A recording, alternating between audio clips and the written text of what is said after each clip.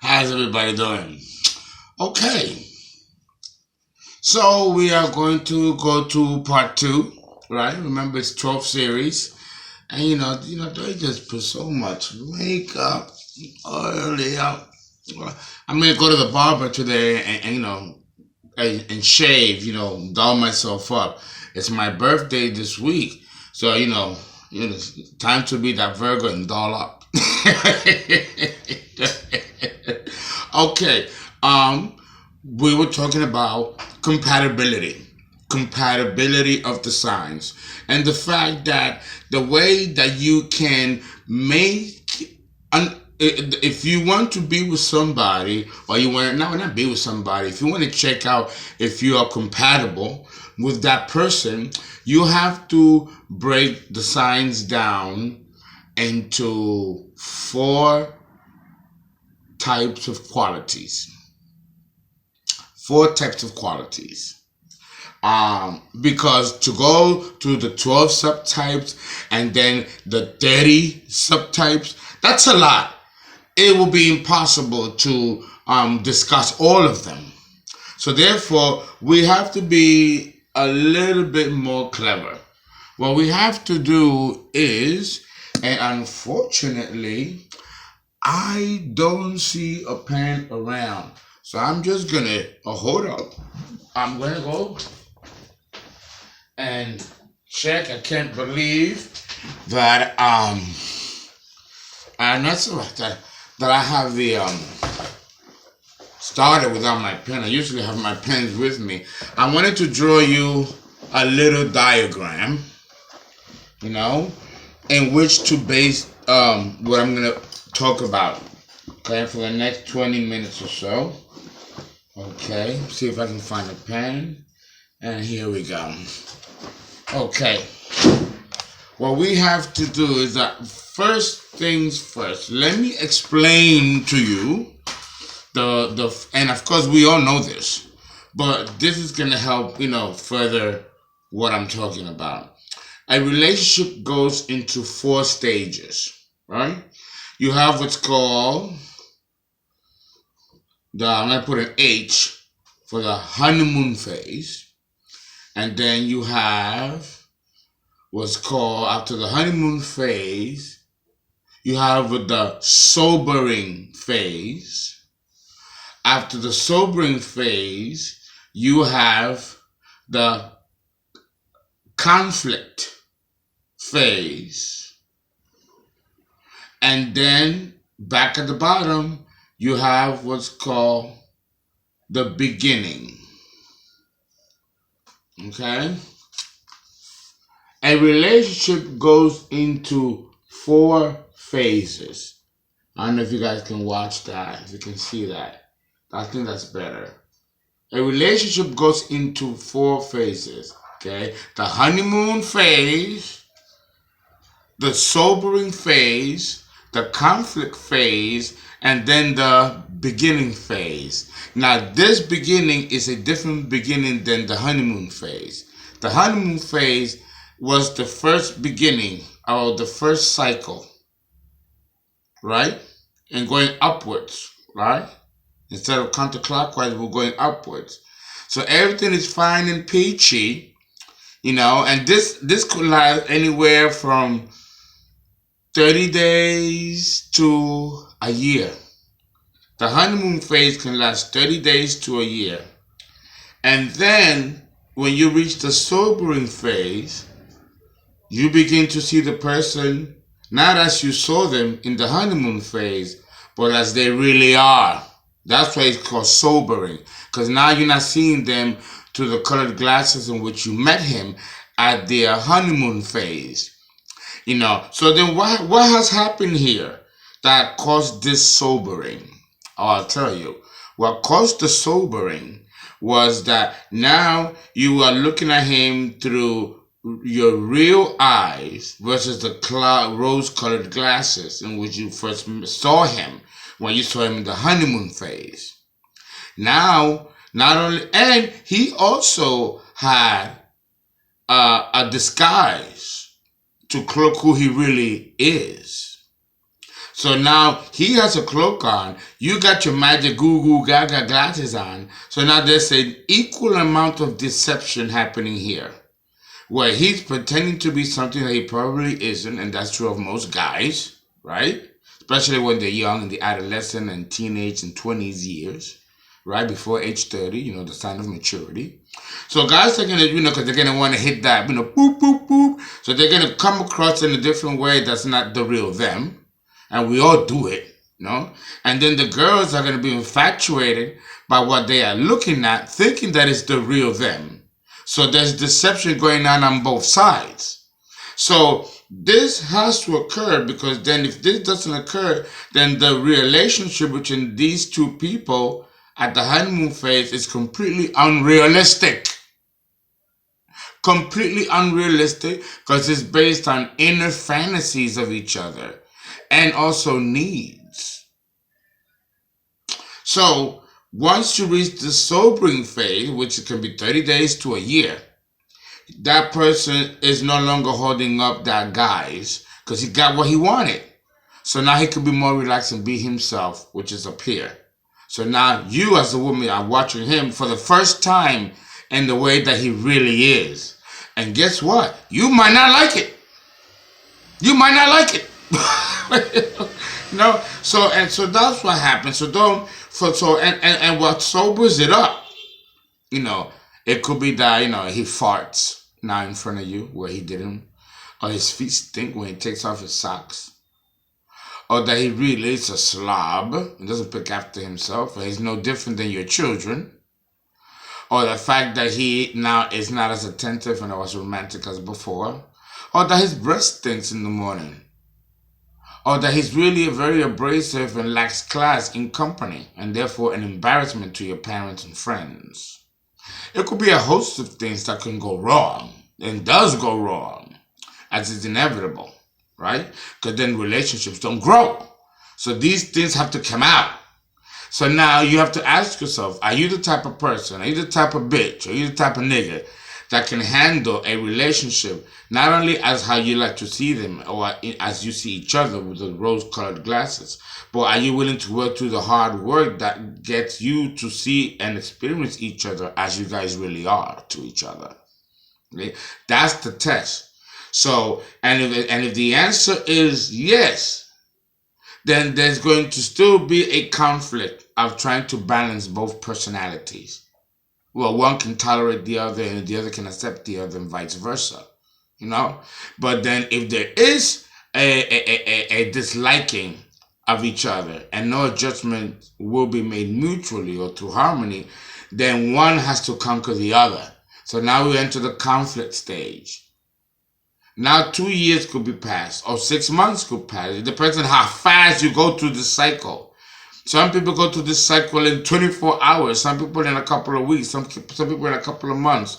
But 2 relationship cycles that can last 2.5 years to 7 years, which is a good cycle stretch, usually goes through like maybe 2 years of honeymoon, 2 years of sobering up, or a year, then maybe 3 or 4 years of conflict, and then beginning.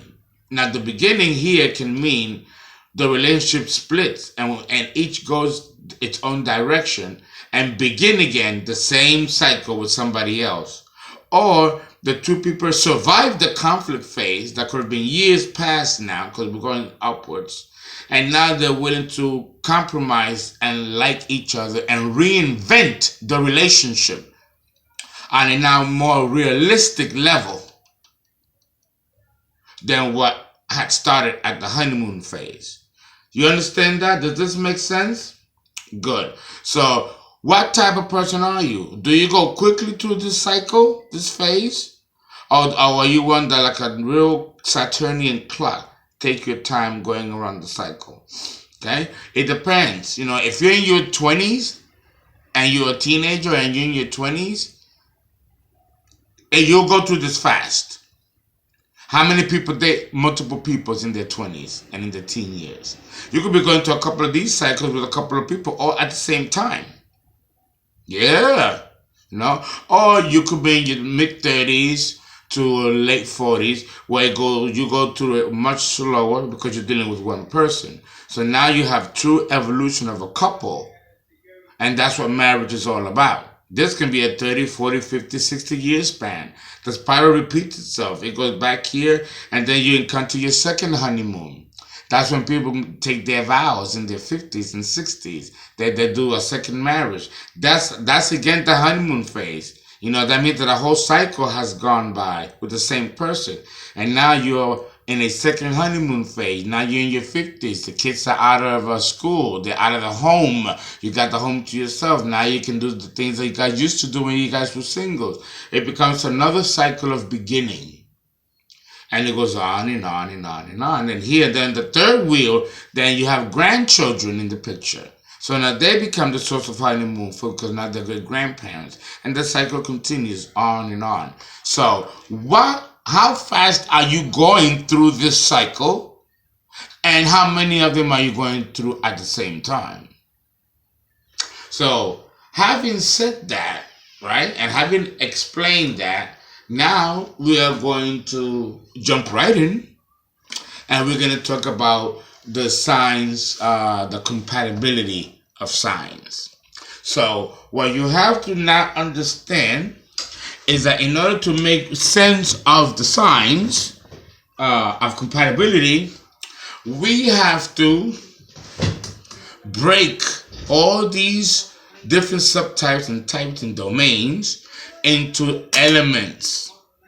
Okay, water, fire, earth, and air.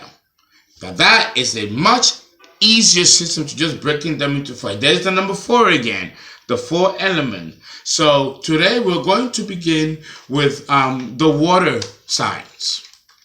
The water signs, beginning with cardinal water, Cancer.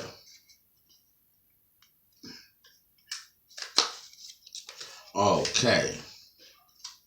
Understand that first of all, what you need to understand about Miss Cancer or Mr. Cancer is that they function on emotional clocks, emotional oscillations. And there can be one person in one day, and there could be 24 people in one day, or there could be 12 women in 1 hour, or even 24 bitches in 1 second. They are constant changes. It's cardinal water, which means that water doesn't remain stagnant. It doesn't remain still. It is constantly moving, like the waves of the ocean. It's constantly active. So her emotions are always active, always in tune to what's going on.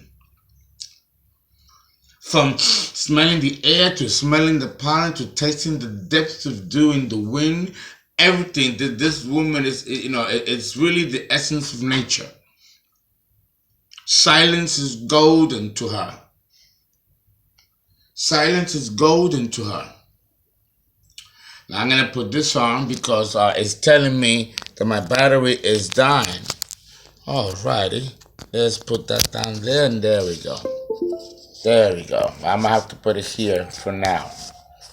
Okay, there's always something going on here. Okay.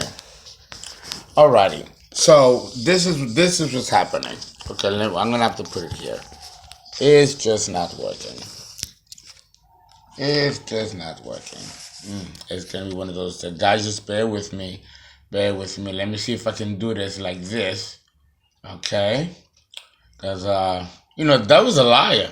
When you're trying to do something good, okay, hopefully it stays like that. I'm going to lean closer. Okay, because I'm losing battery time. Now, starting with Cancer. Cancer is very moody. And I don't mean moody in the negative sense of moodiness, although that too plays into the equation. That too also plays into the equation. What I believe is what Cancer needs in a partner, someone that's compatible to her.